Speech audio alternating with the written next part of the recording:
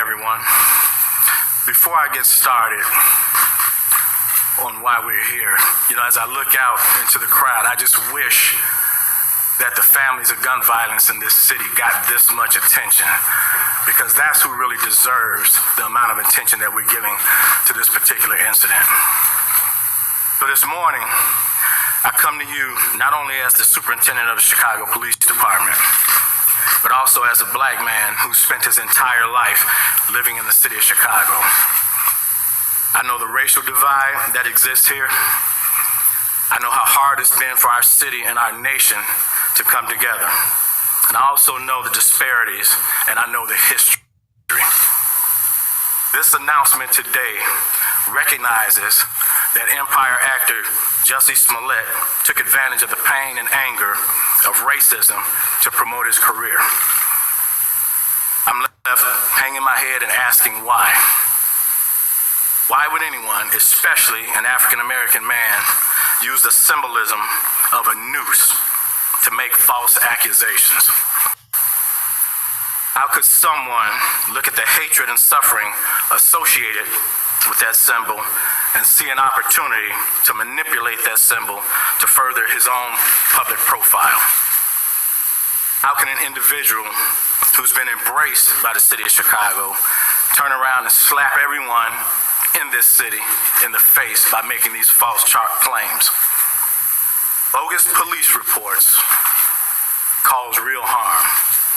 They do harm to every legitimate victim who's in need of support by police and investigators, as well as the citizens of this city. Chicago hosts one of the largest pride parades in the world, and we're proud of that as a police department and also as a city. We do not, nor will we ever tolerate hate in our city, whether that hate is based on an individual's sexual orientation, race, or anything else. So I'm offended by what's happened, and I'm also angry.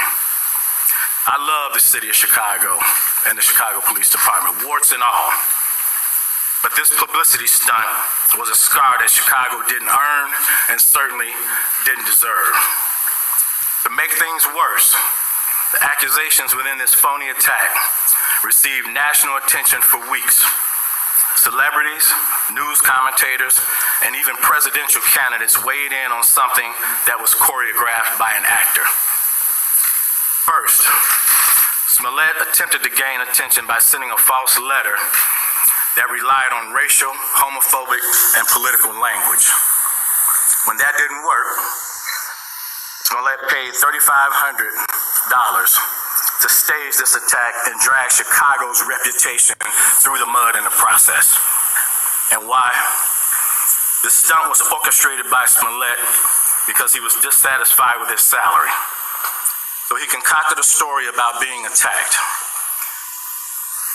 Now, our city has problems. We know that.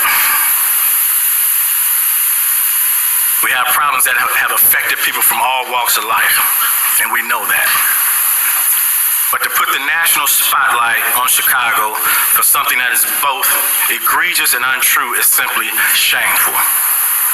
I'm also concerned about what this means moving forward for hate crimes. Now, of course, the Chicago Police Department will continue to investigate all reports of these types of incidents with the same amount of vigor that we did with this one. But my concern is that hate crimes would now publicly be met with a level of skepticism that previously didn't happen. That said, Smollett was treated as a victim throughout this investigation until we received evidence that led detectives in another direction. I couldn't be more proud of the unrelenting detective work that went into this investigation. I couldn't be more proud of every investigator that played a part in it. The detective work that we saw in this case is indicative of the work that our detectives do every day in this city.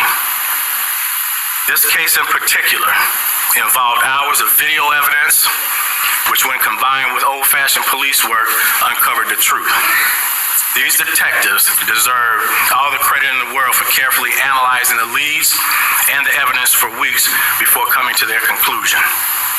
I'd also like to thank the FBI for their help in this investigation. The FBI's partnership with CPD has been pivotal in this particular case. I only hope that the truth about what happened receives the same amount of attention that the hoax did. I'll continue to pray for this troubled young man who resorted to both drastic and illegal tactics to gain attention. I'll also continue to pray for our city, asking that we can move forward from this and begin to heal. And now I'd like to call up Commander Edward Watnicki, who personally led this patient and deliberate investigation, to walk everyone through how the Chicago Police Department arrived at this point. Good morning, everyone. My name is Edward Watnicki. I'm the commander of the Area Central Detective Division. I'm here to answer questions. Okay, the boss just corrected me. Please forgive me. I'm supposed to go through the timeline of our investigation. It's okay. So here's where we are. As you all know, on the early morning of February 29th at 2 o'clock in the morning, Jussie Smollett reported that he was a victim of a hate crime. Detectives responded to the incident and interviewed him eventually at Northwestern Hospital, where he reported to us that the two offenders yelled racial and homophobic and political statements at him and beat him, put a noose around his neck, and threw bleach on him, and then fled from the area. We learned at the time that Jussie was not hurt, other than scratches on his face, maybe some bruising, but no broken ribs or serious injuries. So we started a full-scale investigation into this hate crime, a very serious crime anywhere. We quickly found two persons of interest on video that we believed were the likely offenders in this case. We initially put out a seeking to identify, and we got this out in a community alert. We then started searching the area for video cameras and witnesses that could help us with our investigation. During that time frame, we interviewed over 100 individuals in a canvass of the area and a follow-up canvass as our investigation expanded.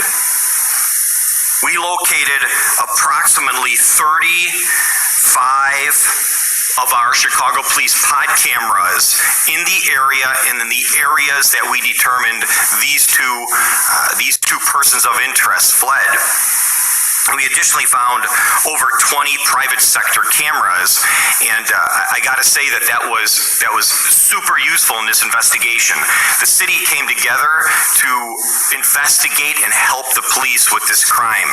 It was because of these pod cameras, our investment into technology in the city of Chicago, and the great assistance from the community in giving us those other cameras that led us to a really solid timeline of where our two persons of interest went. So in short, we were able to track them initially forward. So after the crime, we were able to see that they fled in a particular direction and eventually got into a cab. Our investigators located that cab, interviewed the cab driver, got some video out of that cab, followed that cab using all of these surveillance cameras that are located throughout the city, the pod cameras, to an area up on the north side where they abruptly stopped the cab, got out, and walked on foot. Again, the community came together to provide us with security footage from their private cameras.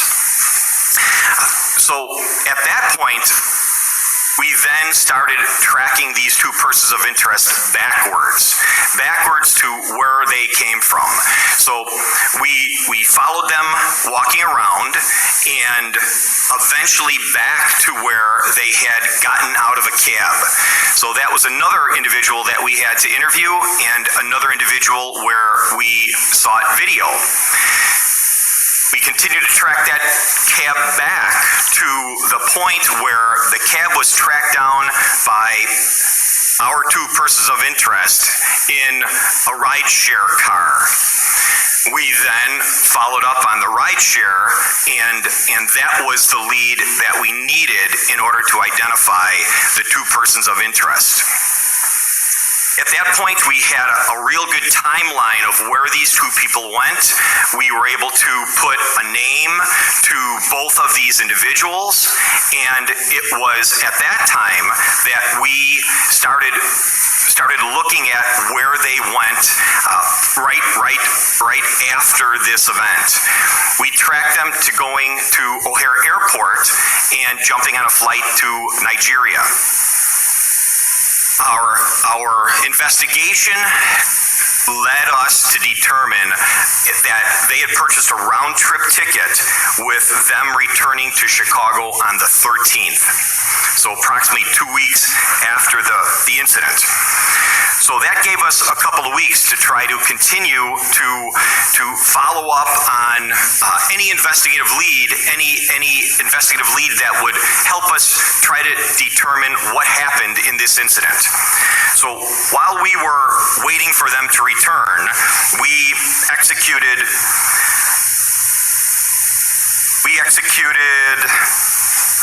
over 50 search warrants and subpoenas, working with our partners in the state's attorney's office, phone records,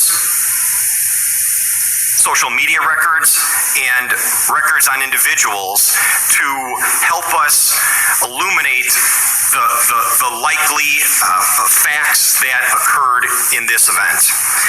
So, moving forward to the 13th, we had a team in place working with the FBI, Customs, and our partners out at the airport. Airport police helped us tremendously, and we were able to locate and identify these two individuals, these two persons of interest, when they entered back into the country at Customs. We took them into custody. We read them their rights, and they both initially asked for an attorney. They were brought to Area Central Detective Headquarters so that we could process them, and it was at that time that their attorney showed up. I think you've all seen her on the news the last couple of days. She came to us, and after speaking with these two people of interest, she said that something smelled fishy. She did not think that they were the offenders as were reported. She worked with us very, very closely to get to the point where she came to me and said, you really need to talk to these guys. I'm going to allow them to give you a video interview with us present, and we're going to have you hear their story. They are not offenders, they're victims. It was at that time that this investigation started to spin in a completely new direction. You've heard some of the statements that their lawyer, Ms. Schmidt, has made, and it was at that time that we took the information that these two individuals provided to us, and we substantiated the timeline and the details that they gave to us in this interview. We were able to substantiate those things. We worked very, very closely with the state's attorney's office. We had been working very, very closely with the state's attorney's office for over a week at that point, and it was then on the 15th, Friday the 15th, after approximately 47 hours of them being in custody and hours of them meeting with us and telling us their story and documenting their story, did we release them without charging, and I classified them no longer as suspects or persons of interest and as witnesses. So as is typical with any investigation, one would typically lock these witnesses into a grand jury statement. Monday was a holiday, the 18th. Tuesday was the first day that we could attempt to do that. So we scheduled a appointment with the grand jury, working again very closely with the state's attorney's office in this. And as you know, at the last minute, Jussie's lawyers called and said that they had evidence to postpone the grand jury that they wanted to provide to us. It was at that time that they called us, and I met with them, with a team of our detectives, and essentially they gave us no new information. So I reported that back to the state's attorney's office, and it was at that time that we locked in both of these witnesses to the grand jury. I'm told they did an excellent job, and then the state's attorney's office approved charges against Jussie for the Class 4 disorderly conduct false police report. We met with Jussie's attorneys, and we arranged for him to turn himself in, and as you all know, he turned himself in at 5 o'clock this morning in the 1st District in Chicago.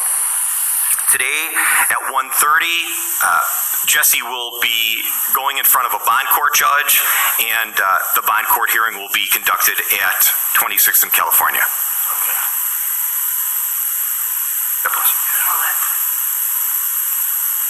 Say again? What can you tell me that turned himself in this one? Well, it was uneventful. He showed up, of course, with his attorneys and a few other individuals, but it went smoothly. Superintendent Johnson, if you had enough evidence to just charge him, why take it to a grand jury? Because that's typically what we do. Once we believe that witnesses are valuable witnesses and credible, then we take them to the grand jury to lock their testimonies in. Superintendent Johnson, can you go into the motive report? Here for the first time. You said that he sent that false letter to himself. You also said that he was dissatisfied with his salary. Did you get that information from the two brothers? Yes. Who were the subpoenas and search warrants issued against? Well, a number of individuals. You know, we serve subpoenas and warrants, of course, on Mr. Smollett, his manager for phone records, the two people of interest that we had. And so we still have quite a few search warrants and subpoenas out there that we're waiting to come back. You talked about the detectives and the amount of resources that went into this case. Can you quantify how many man hours went into this, how many detectives worked in this case, and also can you confirm the detectives working the case of the February 7th shooting that one day also matched? We didn't pull resources from any shootings or homicide investigations. The detectives that you see behind me basically work on different teams, which include property crimes and things of that nature. We don't have the exact numbers yet, but let me just tell you all this. Anytime a hate crime is reported in the city of Chicago, it gets the same attention. This didn't get any special attention. You all gave this more attention specifically than we do.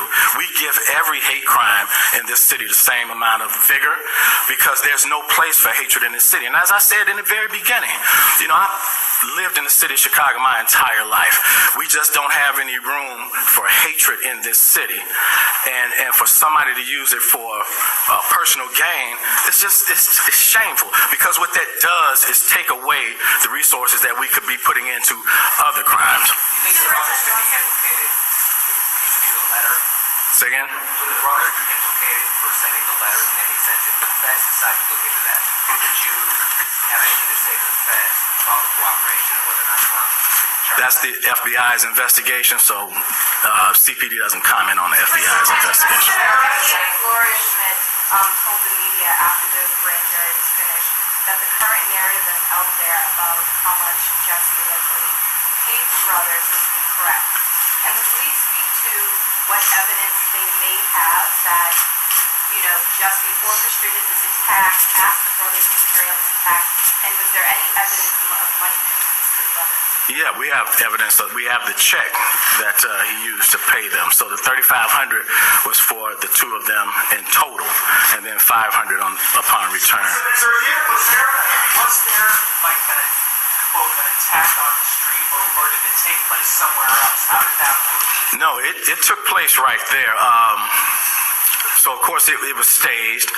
The brothers had on gloves during the staged attack where they punched him a little bit, but as far as we can tell, the scratches and bruising that you saw on his face was most likely self-inflicted. How did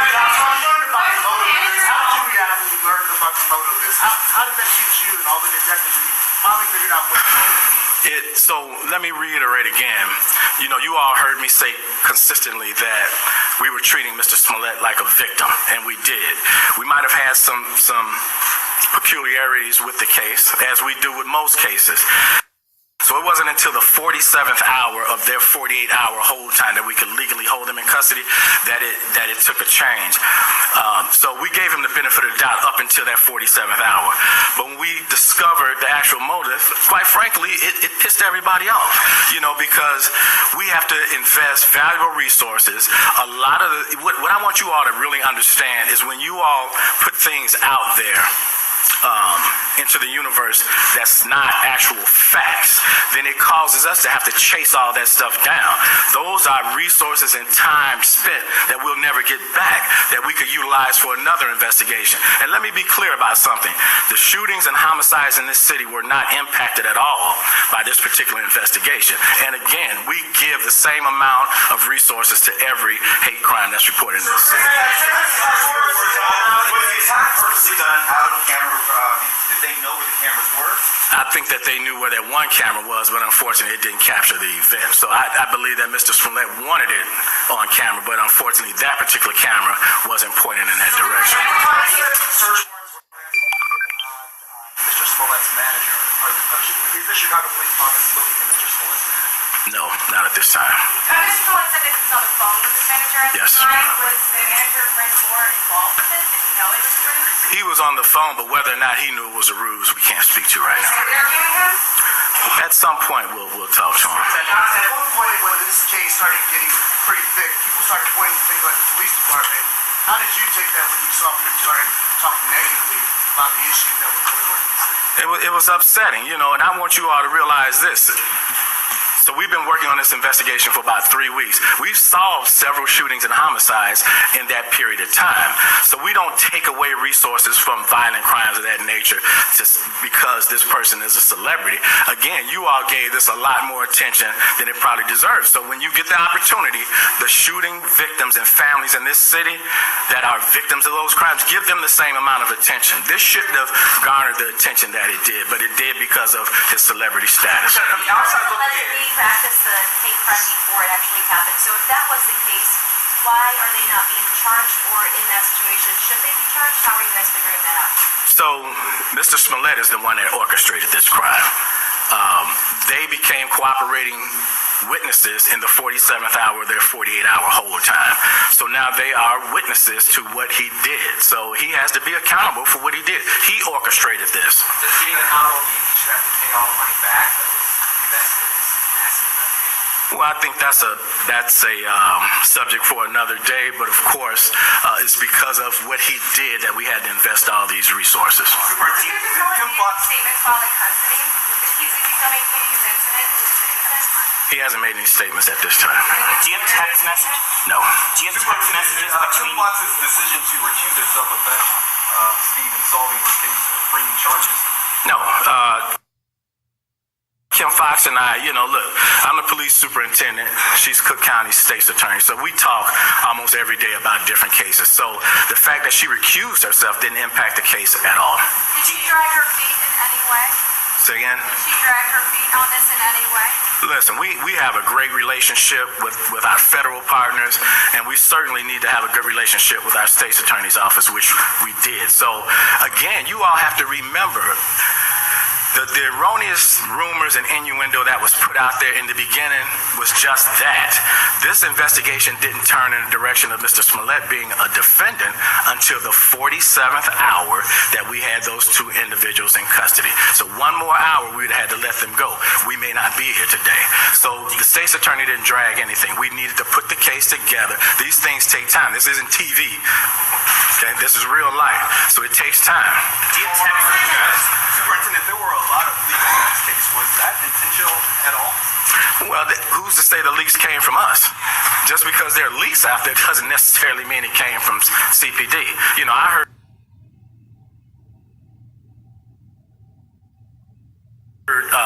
particular things that were out there that I knew was simply untrue. So it doesn't mean it came from the police department. Do you have text messages or other exchanges between the brothers and Jussie? We have the phone records that clearly indicate that they talked to each other quite a bit before the incident, after the incident, and while they were out of the country. Yes. Yes. Do you know that Smollett tried to make contact or made contact with the brothers after the attack? You mean right after, like moments afterwards? The attack or attempted to make contact with the police officers? Yeah, I just said. So we know that they talked at least an hour or so before the attack, an hour or so after the attack, and then while they were out of the country. We know that they were talking. Did Jussie try to recruit any other people to stage this attack, or were the brothers his first choice? I don't know if they were his first choice, but that's who ultimately did it, but we don't have any evidence to suggest that. Why did you say that the brothers might be victims in this? What did you mean by that? That the brothers might be victims? Were they coerced somehow or manipulated or how would you describe them? I think that's what the commander said.